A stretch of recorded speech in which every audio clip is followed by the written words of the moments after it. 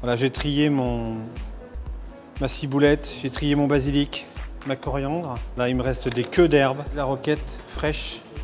Donc par sécurité, je les lave bien. Donc là, ça nécessite par contre un égouttage assez sérieux. Après avoir bien lavé et bien égoutté les herbes, je vais les passer dans le blender avec le reste de roquette du service et l'ensemble des herbes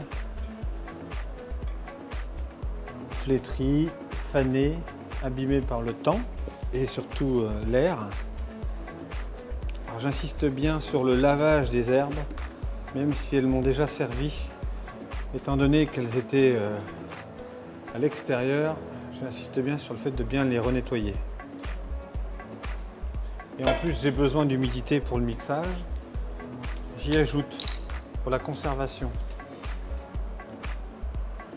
une pointe de jus de citron et enfin d'huile d'olive.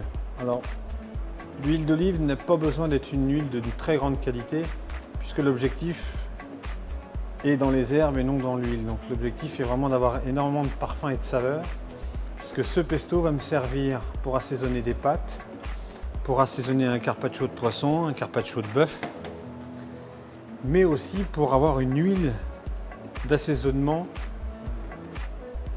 de tartare ou de salade ou d'une vinaigrette quelconque.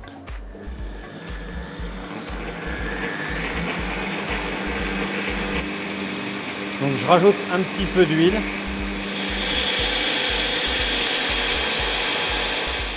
Donc l'objectif c'est de laisser tourner à peu près un petit quart d'heure. Et voilà le pesto, donc bien vert, bien texturé. Donc là le procédé, c'est de le mettre dans une calotte, une nuit de repos, pour avoir une décantation et une belle matière dans le fond de la cuve. J'ai égoutté l'huile de mon pesto. Je reprends mon pesto rapidement. Donc on est sur un pesto uniquement d'herbes. Il n'y a pas besoin de mettre d'arachide à l'intérieur, il n'y a pas besoin de mettre beaucoup de choses, si ce n'est du parmesan pour mes assaisonnements. Donc c'est un pesto qu'on peut garder environ 3 jours avec le parmesan et une semaine sans parmesan. Je saisonne légèrement, un peu de sel, un petit peu de piment d'Espelette et mélanger ce pesto.